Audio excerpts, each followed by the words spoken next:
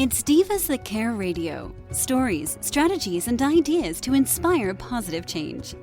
Welcome to Divas That Care, a network of women committed to making our world a better place for everyone. This is a global movement for women, by women, engaged in a collaborative effort to create a better world for future generations. To find out more about the movement, visit divasthatcare.com after the show. Right now, though, stay tuned for another jolt of inspiration. Welcome to Talk with Terry on the Divas That Care Network. I am your host, Terry Wright. Each week on Talk with Terry, my guest and I will discuss a special topic that is close to their heart. Together, we will explore topics that have a huge impact on our lives. Our mission is to share the wide range of strategies my guests have developed or utilized to make a difference. Today, my guest is Jane Lehman. Welcome, Jane. I'm super excited to have you here. Hi, Terry. Thank you so much for having me. Yes, definitely. So Jane lived in Germany for 25 years, where she worked as a professional musician playing the French horn. Jane is a certified mediator, a business owner with Legal Shield, a certified speaker, trainer, and coach through the John Maxwell team, a big sister with Big Brother, Big Sister organization, and a Stephen minister. Wow, Jane, you have a lot of experience under your belt. Tell me a little bit more about your experience in Germany. Well, that all started when I was 26 years old. I was new to the industry. I'd come out of school. I got my first job. And in 1981, here in the United States, President Reagan slashed the funding for the arts. So that was bad news for my industry. And orchestras started folding. And here I was wanting to move up in the industry. And there was no way. And I simply, rather than get upset about it, I thought, I'm doing something different. And I moved to Europe. And at that time, it was a great time to move. I had several colleagues that were already in Europe. And what we did, we lived together, we worked together, and over about 3 weeks, it took me to get my first job. And I got a job in an orchestra, and I moved up from there to get a permanent job in another orchestra, and just worked my way up in the industry there. And it had some very wonderful positions in beautiful orchestras in Germany. And before I knew it, 25 years had gone by. And I loved what I did. But there was a time when in my heart, it felt like it was time to do something different. And so I loved that whole experience living in Germany. It was not easy at the beginning. When I first started out, I had a double whammy against me back in the day. First of all, I was a woman, and it was still a man's world. And the second thing was that I was a foreigner. And I didn't speak German when I first got there. So that took some time to learn German, right? And that took, it was about 6 months where somebody told a joke and I laughed at it. And they realized I understood German. And went, hey, you understand German. And from that moment, they wouldn't speak English to me anymore. That's when I really started to learn the language. But my first job there was in an orchestra where the men, they wanted nothing to do with a woman or a foreigner. And it was a very difficult getting into that situation. And I was there for 3 years before I moved up to another orchestra that was a godsend to get out of that situation. But I made it happen. I had to. I was determined, and I did what I had to do to do my profession and do it well. And so what was it that made you push past all of those obstacles, Jane? Because you said that you were determined, but what was it that made you so determined? My love for the instrument was the first thing. I loved playing the French horn. I loved the music. I love classical music. And being in a concert, in the moment where you're actually playing and there's nobody can say anything else we're doing what we were here for. I just loved that whole experience, playing in opera, a lot of different things. So it was the passion for the instrument. That's amazing. And 25 years in Germany and overcoming, learning a new language, being in a foreign country. Mm-hmm. How was that?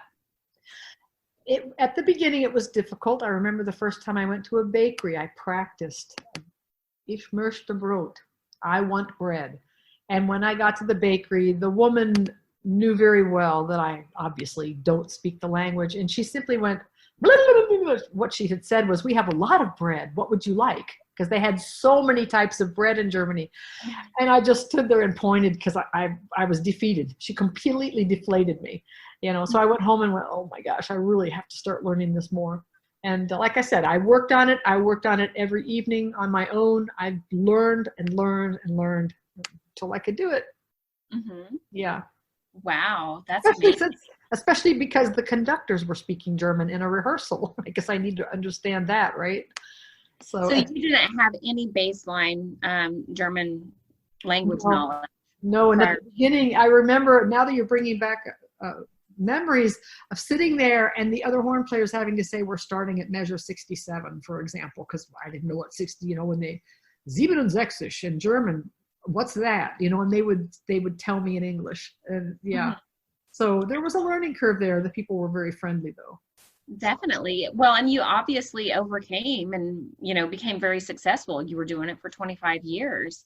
So what made you decide to stop playing professionally? There was a time, and this has happened all through my life, whenever I've moved somewhere, there's a time where I just feel it in my heart that I need a change. And I was not too happy about the situation in Germany. We were very, very privileged, but I didn't feel like I was helping people. And I remember a doctor, I was talking to some people at the concert. This doctor and his wife had come to the concert, and he said, oh, you have no idea how much you help us. After I work a long week, I like to bring my wife to the concert. And I thought, that's not the way I wanted to help people. I thought there were people who need different kinds of help, even more. And so that was a spark. And then the situation arose where my orchestra merged with another orchestra. And in Germany, they cannot fire you. We were government employees. Oh, wow. So they offered, when they said, for me, the magic word was severance. I went, oh, I'm doing that one. And I kept it very quiet. I was divorced at that time already. I'd been divorced for 7 years, but my husband sat right next to me. Oh, we sat next to each other the entire time. Yes. Even through our divorce, we kept that private. Mm-hmm. No one in the orchestra caught on that entire time. Because we both knew they're both of our friends. We didn't want them taking sides. Mm-hmm. We kept it completely out of our orchestra. So nobody knew we were getting divorced. As we sat there playing solo stuff together, they had no idea what was going on personally between us. It was it was difficult, but we got through it, and we played together for another 7 years. So at that time, though, there was still the idea of taking the kids out of the country. It was going to be delicate, but he was never there. And that's another long story. He was on business in China. My husband was Chinese. Actually, he still is. He's Chinese. Mm-hmm. And we made it work so that he would see the children when he was there and when he was playing, and otherwise, most of the time they were with me. So I had to be careful with that. But when it came time to go, everything worked out well. He knew as well as I did that he wasn't there as much as he could be, and he flies to the United States quite often, so he would be there, right? Mm-hmm. And I took that opportunity. I took the money and ran, put it that way. I worked on getting that severance, and then I came home and started over again. Okay. Now, did you continue playing your French horn when you came to America? I still play occasionally. I play mostly at church. I played in a community type orchestra for a while to help out, but no, now I'm too busy doing other things that are where I'm happy helping people. So no, I don't play too much. Okay. But this way, I don't practice anymore. not like I should. So. Oh, I bet that was an awesome experience, though. It was wonderful. Yeah. So how did you become involved with Legal Shield, and why? When I moved back to the States, I knew I wanted to do something new. And I want to tell a short story. Before I left Germany, I was sitting in orchestra, and the man that sat next to me for 15 years, we were always kind of chatting. And I said, you know what, Wolfgang, I don't know what I will do in America, but a year from now, I could imagine like being a dining room manager of a nice restaurant, something to that effect. Mm-hmm. 1 year later, I was dining room manager of a golf resort. No And kidding. that job started out as dishwasher. I told my children when we moved to Michigan in the USA, I said, I'm going to get the first job that I am offered. And when I was offered the job of a dishwasher, my kids, especially my son, freaked. He said, Mom, I'm never eating at that restaurant. I said, why? I do dishes at home and you eat there. And it was embarrassing. It was embarrassing for my children to think that I had gone from earning a 6-figure salary down to a dishwasher for $9 an hour. No, it wasn't even that, $8 an hour or something. Right. And I quickly was promoted, though. They realized, I don't belong in a dishwasher position. I just wanted my foot in the door. And within about a month, I was dining room manager. So that's where I started. But then I became a certified mediator. I learned about mediation. I felt I was too old to even attempt something like law school. I was in my mid-50s. So I'm not doing that. Right. But I became a certified mediator, worked with an organization in Michigan. They sent me then to the state of Michigan, to Lansing, for many more certifications. And I'm a very decorated mediator, if you will. I have some very extensive certifications. I was mediating in Michigan the whole time I lived there. And then during that time, I learned if I would mediate, and someone would accuse me of having given them legal advice. Well, a mediator is not allowed to give legal advice, especially when you're not a lawyer. That's not our job. That is not the job of a mediator. So I quickly understood, that means I could have a lawyer suing me for doing his job. I better cut this off really fast and do something here. And that's when I learned about the company Legal Shield. And the one woman that signed me up for Legal Shield said something very wise to me. She said, I bet you see people in court who need lawyers but don't have them. Well, that's America. Most people in court, they are scared, they're frustrated, they're confused, they're angry, they don't know what's going on, all because they didn't even have the ability to pick up the phone and get advice. That's a sad condition to be in. And I immediately then, she said, will you look at what we do in Legal Shield? And so I looked at how the business side of that company works and absolutely said, yes, I can do that too. And I added that to what I do. In 2013, I learned that my father was dying of cancer. He was 90. He had had great life. And he said, they want me to have radiation. That could kill me at my age. And I said, well, yeah. And he said, look, I'm 90. A cold could kill me. He said, I'm not doing anything. I want to be happy until I die. At that very moment, another in my heart, I knew time to move again. I don't even think about the circumstances around me. My children were away at college, and I said, now it's time to go. And I called them both and I said, guess where you're going for Christmas? I am moving to Texas. Now, Texas is 1,500 miles away from where I was living, but I knew I needed to be by my dad. And in the summer, that was in April that all happened. By July, my daughter drove with me from Michigan down to Texas. She took some of her summer break and helped me move. And I've been in Texas now ever since. So my father lived for another 8 months. We had fun while we could, and then I was just there. It was such an honor and a blessing to be with my father when he passed away. Wow. Yeah. I'm so thankful that you were able to spend time with him. Yes, and as life would have it, or as, however you want to look at it, destiny, my fate, when I got to Texas, I was told that I couldn't mediate here without taking all new certifications. So I didn't push it. I left that, and I was with my father anyway. I really didn't do very much of anything for 8 months. I joined a Rotary Club. I joined Toastmasters to stay in touch with people. But other than that, I was really with my father. When he passed away, I immediately got back into Legal Shield, but then full time. I also learned along the way, yes, I actually could have mediated.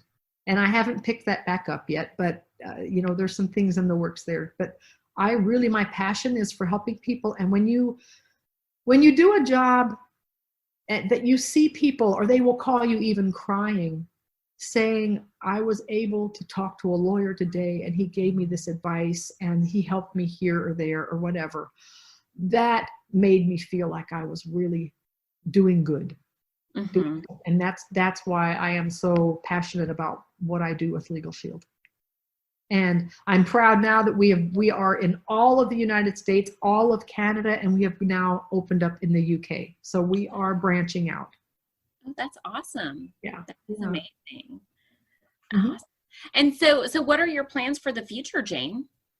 Well, again, that my children are always asking me, well, when are you leaving Texas? Because they know I would like to be somewhere that's green and with lakes and rivers and whatever. It's a different topical, setting than what Texas is. And I have and this is joking, Terry, but I have a saying that even when Texas is green, it's brown. There's a lot of rocks, there's a lot of cactus, whatever. And I live in the hill country where it's very green. But anyway, I told my children, you know what? It hasn't hit me yet. The feeling that I'm supposed to go anywhere has not hit me. Mm-hmm. Except to move towns. I went from one town to where I now live. That's how you and I met, living in Boerne, Texas. And I love living here. The feeling's not there that I should be going anywhere. And until that feeling comes to me, and I call that is God speaking to me. I think when I look back at my life, every time I've moved has been for a reason. And the reason will come or it won't. But I'm very happy doing what I am here. And that is continuing to build my Legal Shield business and helping people where I can. You mentioned some other things that I do. I am a Stephen minister. I love helping people within my congregation of my church. I love being a big sister. My little sister is now 14 years old. I have been with her for 5 years. The Big Brother, Big Sister organization is a phenomenal organization. And I just love meeting with Lily. Her name is Lily. I meet with Lily every Friday after school, or for a while there, we on a Zoom. But so there's a lot of things that I do that are very meaningful. And I go where life takes me. Well, and you're always making a difference, no matter where you're at, Jane. I've known you for going on 2 years now, and you are very heartfelt, and you genuinely want to help other people, succeed. Right. And to me, that's just very important. It's very important to do that. So I love it. Yeah, definitely. Well, and I have a saying that, always stay the course until God redirects your steps. Right. And that's exactly what I do. And I've been led to do crazy things, and what other people think are crazy. For example, I think that I went to Nigeria. I went to Nigeria at the end of January for 10 days. Luckily, I got back. The coronavirus was just beginning. So we were watching that in Nigeria as well. What's happening here. And it wasn't until I got back that it really blew up. Within a month, we were then in lockdown. But I took Bibles to a small church there, and I do something that people really consider crazy. And that is I met with some young men who had tried to scam me. And I tried to turn their lives around. And every one of the ones I met were very sorrowful for what they did. They were only trying to feed their families. Most of them are not bad people. They're good people doing bad things. And they are very religious, and they realize, this does not match with which is more important. A little bit of money, and I explained to them how much they are hurting people, not just in America. These scammers, I've seen them talking to women in Poland and Hungary and China, and they're all over. They're trying. That's not good. You're hurting people by faking who you are. Don't do that, right? It's all about be honest. Be honest with yourself first. So, wow. So you went all the way to Nigeria to confront those gentlemen. I've been there twice to do that. Yes. Wow. And it's an interesting, Americans are like, oh my gosh, that's so dangerous. But when I get to Nigeria and told the people in the church that I was going to meet these young men, they had the exact same reaction. Oh my gosh, that's dangerous. No, they're not. They were humble. They were it was hard to get them to open their mouths. They're so scared. Wow. And so did you have an escort or a bodyguard? Not a bodyguard. I had a guy from the church that went with me, of course. Okay. Yeah. Okay. And we just went to a mall, and I stick out like a sore thumb because I'm white. But it's there again, such a different dynamic than in the United States. The people, all you have to do is smile, and they smile back, and it's different. So I made a lot of friends over there in the church. I did a lot of dancing and things I never do here in church. Very different. I just love it. I love the food. I love the culture, and yeah. I love those trips. I love going on trips that are not destination vacations. I want to go on a trip that has a purpose. I want my trips to have a purpose wherever I go. So no, that's awesome. Well, wow. That I still can't believe that you went over there to confront them, Jane. That, and I'm glad that you made it back and everything was safe. Secure. You have to meet them. They're like little children. They really are. And some of them call me grandma now, so anyway, Now, Jane, did you have a specific statement that you wanted to share with our audience today that really resonates with you? Well, from, I guess, a statement that I used to use with my music students, with French horn students, or anyone. If you have something that you want to pursue, and I'm saying this because I had to fight so hard to do what I wanted to do. It was not something that girls did a whole lot back when I started. That orchestras were 90% men. So my mother was very concerned. Why would you do that? That's a man's world. No, stop. I want to play the French horn, right? And take for a moment. Think, it doesn't matter what it is, if you're in sports, if you're playing an instrument, if you want to be an astronaut, for goodness sakes, women are now astronauts. Imagine that. You can do anything you set your heart to, but you've got to be ready to listen for God. And I'm just learning when I hear God. And Terry, y'all, I will be 65 on Saturday. I have a birthday coming up. Happy birthday. Yeah, that's coming up. And I feel like I am just getting started. So you can do anything you set your mind to. You have to believe in yourself, even when others around you are not believing in you. If you feel it in your heart, then you're talking to something bigger than anything around you. I think that's important. Oh, I completely agree, Jane. That's amazing. So let God lead your life, and nothing is impossible. Nothing is impossible. That is amazing. Well, thank you for sharing, Jane. And never stop learning. Never stop learning. That's important. But I completely agree. Yes, definitely. Well, Divas, that brings to a close another great, inspiring interview on Talk with Terry. Thank you to my amazing guest for sharing your thoughts and wisdom with our listeners. Divas, if you would like to connect with us, go to www.divasthatcare.com. Here, you will also find many amazing episodes from many wonderful and inspiring people. Don't be shy. Reach out and let me know if you have any questions or ideas. Or hey, just leave me a comment.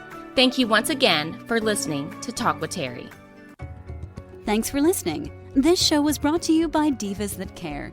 Connect with us on Facebook, on Instagram, and of course on divasthatcare.com, where you can subscribe to our newsletter so you don't miss a thing.